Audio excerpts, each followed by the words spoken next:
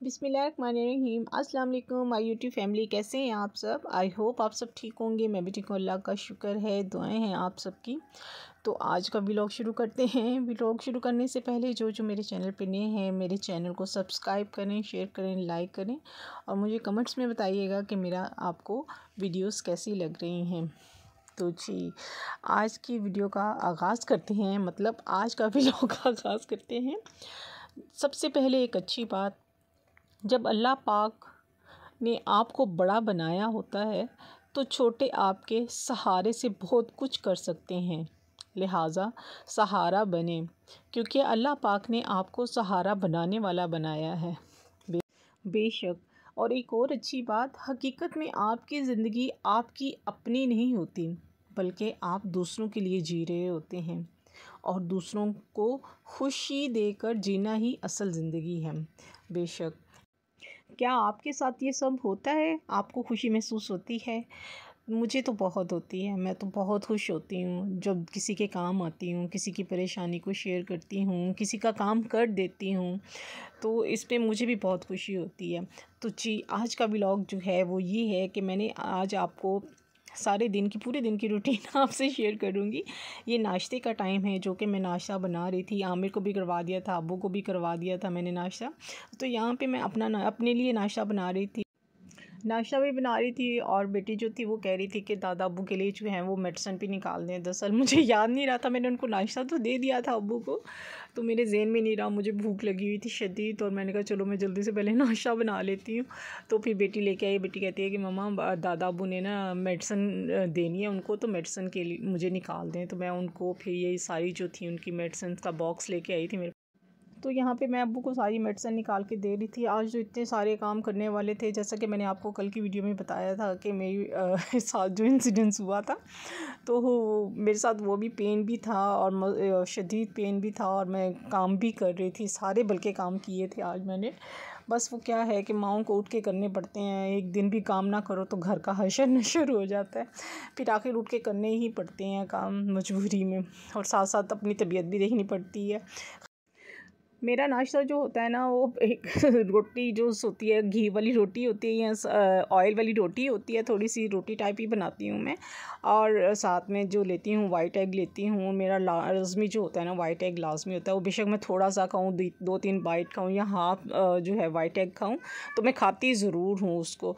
उसके बाद नाश्ता करने के बाद फिर मैंने ये सारी सफाइयाँ करनी शुरू कर दी थी। और सफाइयाँ सारी मैंने जो थी, सफाइयाँ करने के बाद मैं इतना शदीद थक गई थी और यहाँ पे धूप निकली हुई थी। मैंने धूप में रख दी थी चेयर और चेयर पे बैठ गई थी मैं, और मैंने कहा चलो मैं बैठती हूँ, अब ज़रा अपनी टांगों को थोड़ी सी धूप लगवाती हूँ। थोड़ा सा जो है वो अपने घुटने को, जो मेरे पेन हो रहा था, मैंने कहा थोड़ा सा उसको ना धूप से ज़रा उसको जो है ना उसकी गर्माहट जो है धूप की, सूरज की, वो मेरे ज़रा घुटने को लगे। यहाँ पे मैंने सारे अपनी सॉक्स वगैरह उतार दिए थे और मैं यूँ उसको दबा भी रही थी और मुझे शदीद यहाँ पे जो थी ना वो पेन भी हो रही थी और हल्का हल्का सा जो था ना जॉइंट में। मैं वो हीट, सूरज की हीट जो होती है ना, वो भी बहुत मज़े की लग रही थी और बहुत मज़े की तेज़ धूप निकली हुई थी आज तो माशाल्लाह। तो खैर यहाँ पे मैं थोड़ी देर बैठी रही थी। फिर उसके बाद धूप में उठने को दिल नहीं कर रहा था, मगर मैंने कहा मैं अंदर जाके देख आऊँ कि अंदर अब्बू सो रहे हैं या जाग रहे हैं। मगर ये थे कि खैर अब्बू जो हैं वो सो रहे थे माशाल्लाह से। मैंने कहा शुक्र है अब्बू को, चलो नींद तो आई। अब्बू को ये है कि बस नींद वगैरह नहीं आती है, बेचारे बहुत परेशान होते हैं।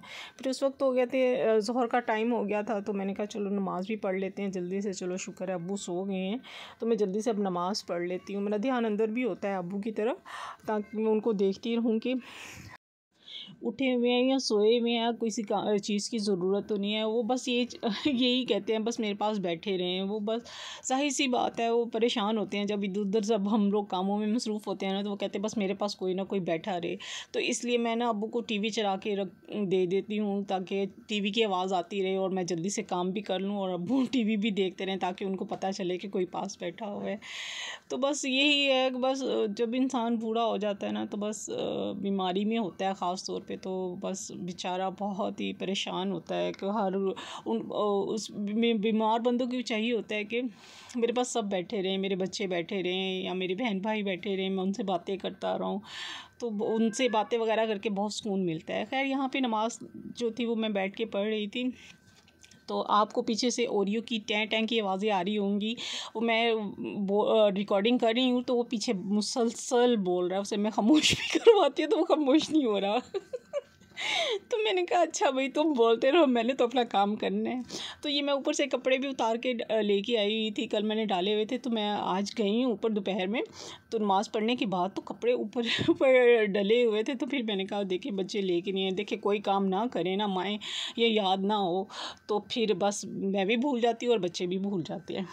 फिर ऐसे ही बाई चांस मैं आज गई हूँ ऊपर, तो छत पे कपड़े पड़े हुए थे जो कि फंक्शन पे हमने पहने थे, और मैंने वो काफ़ी दिनों के बाद उसको धोया और फिर मैंने उनको तय शय लगा के और उसको बैग में रैप करके रख दिया था कपड़ों को। तो यहाँ पे अब रात की रूटीन हो गई, शाम हो गई, तो पकाने की एक तो समझ नहीं आती कि डेली हम लोग क्या पकाएं क्या ना पकाएं।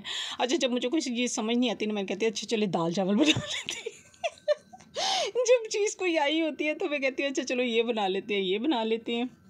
खैर यहाँ पे फिर मैंने आलू मटर की पुलाव बना ली थी जो कि बहुत ही टेस्टी बनी थी, बहुत ही टेस्टी बनी हुई थी। और पकाने का मसला ये है कि कोई चीज़ नहीं खाता, कोई वेजिटेबल नहीं खाता, कोई गोश्त नहीं खाता और कोई कुछ नहीं खाता, और मुझे सोच समझ के सारा जो मेन्यू जो है वो डिसाइड करना पड़ता है, बल्कि डिस्कस करके मैं बनाती हूँ खाना कि आज हमने क्या खाना है, ये सब ने क्या खाना है। जो सबकी वो होती है ना, जो होती है चॉइस होती है, जो ज़्यादा मेजॉरिटी होती है, तो उस हिसाब से फिर मैं खाना जो है ना वो रेडी करती हूँ। तो उम्मीद है आज का व्लॉग आपको अच्छा लगा होगा। तो एक दुआ के साथ आज के वीडियो का जो है व्लॉग का मैं एंड करती हूँ। या अल्लाह जो बीमार हैं उन्हें शफ़ा अता फ़रमा, जो परेशान हैं उन्हें खुशियाँ अता फ़रमा, और जो तेरी रहमत के तलबगार हैं उन पर अपनी ख़ास रहमत अता फ़रमा। आमीन सुम्मा आमीन। तो इंशाल्लाह मिलेंगे नेक्स्ट व्लॉग में। जहाँ रहें खुश रहें और खुशियाँ बांटें और अपनों का ख्याल रखें और दुआओं में सबको याद